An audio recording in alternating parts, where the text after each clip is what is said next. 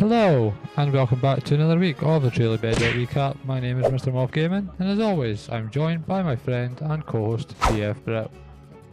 Last week was a variety of chaos as we watched members nearly lag out the entire server, nearly overload their storage, and nearly lose extremely rare items. To make sure you never miss a moment of action on the Trailer Bedrock server, make sure you click that subscribe button and turn on all notifications. That's enough about us. Now it's time for what you're all here for. Over to Brett to kick off this week's recap.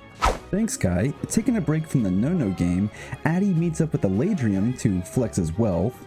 You know what? You're rolling with a big spender. Do you want to, buy something ridiculous? What, Zoe's brick? Yeah, maybe. Why? Do you have enough diamonds to afford it already? I do, actually.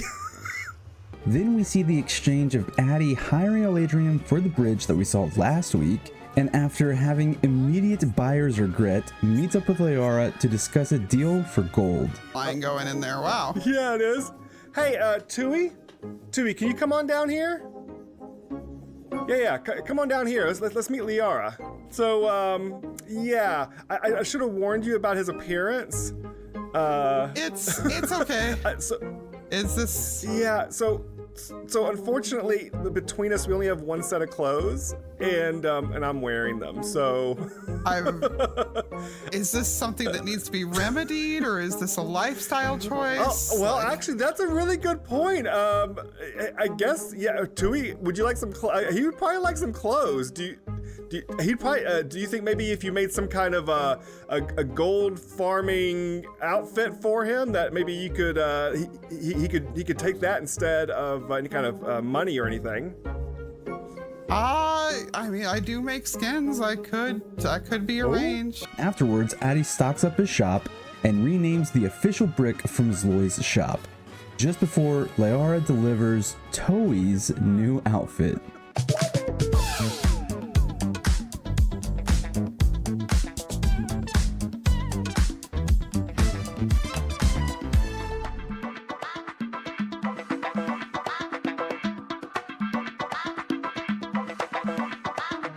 Well, I suddenly feel the urge to do dancing at the disco, but before I boogie out of here, Slack brings us back to last week, where he made a deal with Jen for flowers.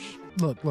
I'll make you a deal. I've got to build a flower farm because I need a dye farm to go with my concrete farm. And keeping his promise, starts off collecting a shulker of each flower. Then begins plans for a squid and fish farm. And after struggling to collect enough gold for powered rails, begins construction on the farm. And even without the farm at max capacity, Slack already has 3 double chests full of drops. But before perfecting the design, Slack takes a break to meet up with Jasey. I have another fortress. That I have a little safe house that I made to go and replenish hearts, and I can't get past my safe house. I just want mobs to stop spawning first, so I can take it apart, put it back together again. Then I'll get rid of the mob switch. Oh, hi. You got Blaze friends up there, yeah? Yeah, all sorts. Okay, now we have slimes. Now at this point, we need to name tag our slimes. Okay. There you go. Have some name tags. Make them useful here. Don't hit me. No, they I fell in. Yeah, I fell in. Falling in is not where you want to be. Okay. Things have not gone according to plan here. Hey guys, can I get you all to come back over here? Hey, I feel like this is my fault somehow. It's fine. It's fine. You're just gonna die there. It's went from a mob switch to overrun with mobs. I don't think that's quite how that was supposed to go. Well, after that epic fail, Slack does manage to help spawn-proof the Nether Fortress with a few more mob switches. And leaves her with a few extra armor stands and potions in case she needs to make more. PlodPlod starts off this week in the shopping district, showing off his first shop on the server, selling sand.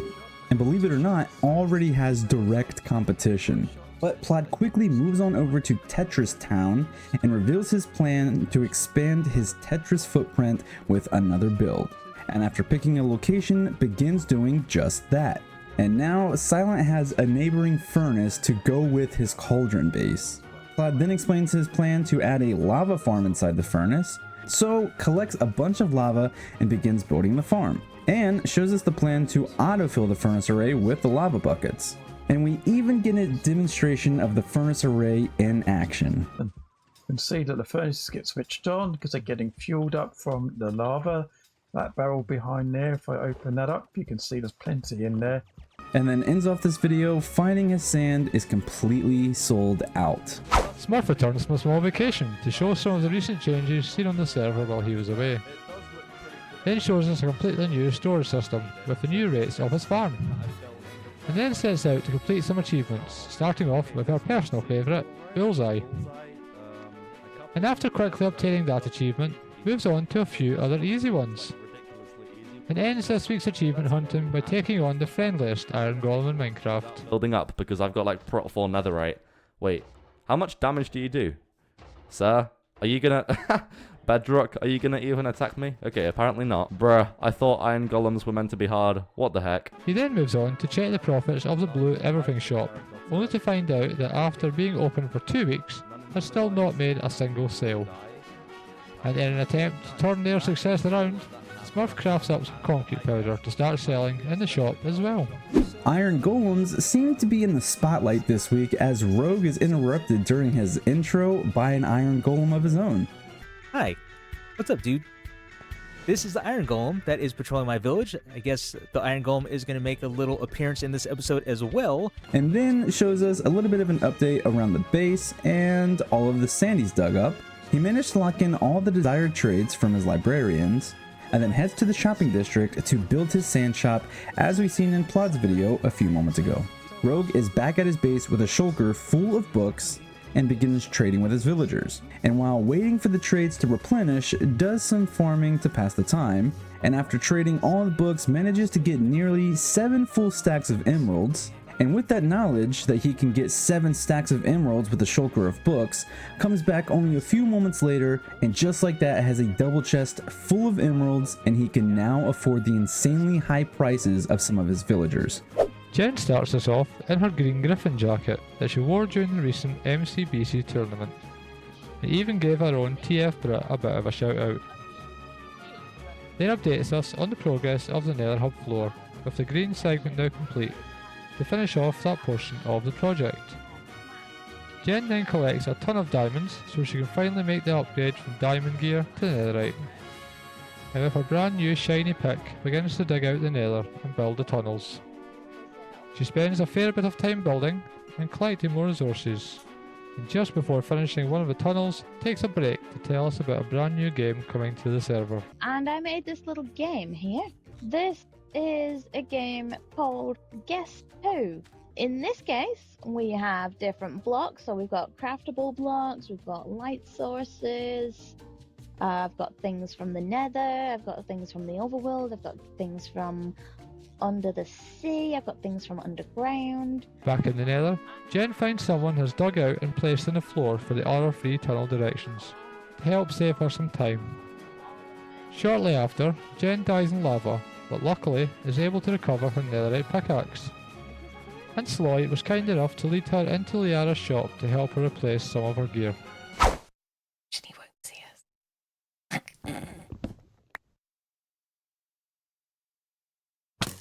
Oh, I didn't mean to hit you! You stepped in front of my bow!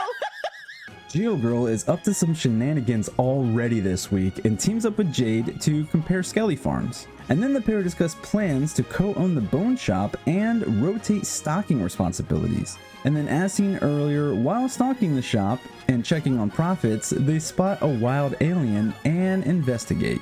GeolGirl then meets up with Lyarrah to sell some raw iron in exchange for regular iron. I believe this should be right. This is not actually the biggest iron order I've ever had, but... Yay, I don't need to do an iron farm now. And ends off her video finding that her fish farm has been turned entirely blue.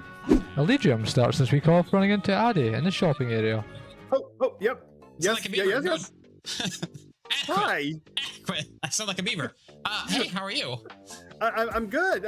You making the big diamonds? Yeah, I mean, they're so big, I'm rolling in the money. Man, people on this server are just buying books left and right. Oh, that's so great. The two have discussed plans to open a redstone shop together, and have even picked out a potential location.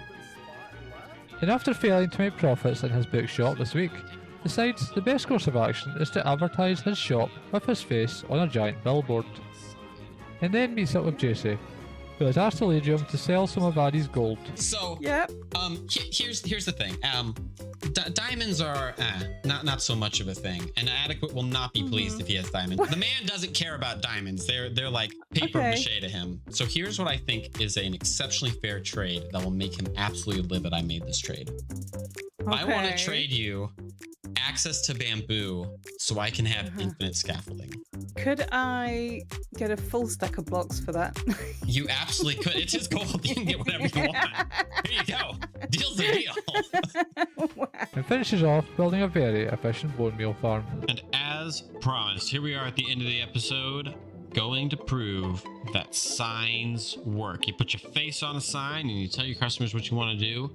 It will work. I am so confident of this, guys. Like, I can't even express how confident I am that this signage situation has worked. It is the pinnacle of marketing. So, bookstore, here we go. Show me the money.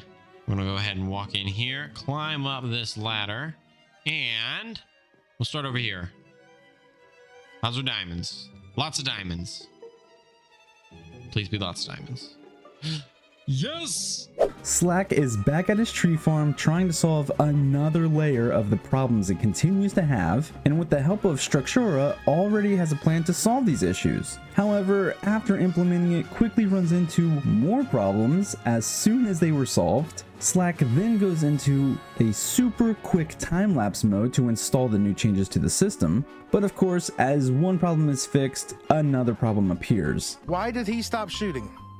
He just decided he was no longer angry and just stopped shooting.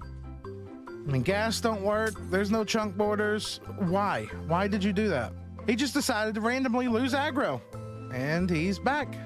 Call me Chucky, I'll accept that. And with seemingly all of the problems now addressed, Slack has installed shulker loaders for all of the wood types in the farm, then improves the sapling return system to send all the saplings directly to the AFK player, and after installing storage and breaking the farm again, Slack gets the chance to test the new sapling return system, and for once, things are working as coded. And then ends off doing the one thing that we should all do from time to time, and takes a step back to admire his build. Don't worry, Slack, we won't talk about how the farm broke again in the very last seconds of the video. Back-to-back SlackLizard visuals this week, and this time starts off taking a look at all of the work he's gotten done since the season started. With all of that work and no proper storage, things are starting to feel a bit cramped in his starter boat. So to solve this problem, Slack's plan is to build this, which is a lot of fancy names as they're hard to follow. Well, if I understand correctly, it stores a lot of items conveniently. But before getting started on that, it takes time to address his autocrafters, and starts by building a nano wheat farm to get hay for target blocks. And after collecting some quick wheat, and with the target blocks in hand, begins building more automatic crafting stations to auto-craft all of the different prismarine blocks. Then, in what feels like a blink of an eye, the Super Mega Million storage system is already completed and operational. But don't blink yet, because only a moment later Slack suddenly has a whole new design for the underground base area, and it's looking sweet. He then meets up with Jen to work out a deal for copper needed for his base. Buy it if you want. I was gonna put it in the bits and bobs shop for anybody to buy, but you've got first dibs as soon as you're here. What are you selling for? What do you think it's worth? Well, I mean, Zloy's selling a stack of blocks, which is 9 stacks of ingots for 3 diamonds. So more or less it's 3 for 1. There's what he's dealing over there. I'd pretty much do it about the same. And after using up all the copper in base, only realised that he isn't happy with the look. So we can probably anticipate a Slack base remodel in the near future. And with that, folks, week 8 comes to a close. A lot has happened this week. We saw Slack's bee farm break everywhere imaginable. Addy purchased a single brick for 4 stacks of diamonds, and we even saw Smurf get a perfect bullseye. So much excitement, and only so much more to come. To make sure you never miss a single moment, make sure you click that subscribe and turn on all notifications. But that'll be it for us this week. Thank you for watching, and we'll see you all next time.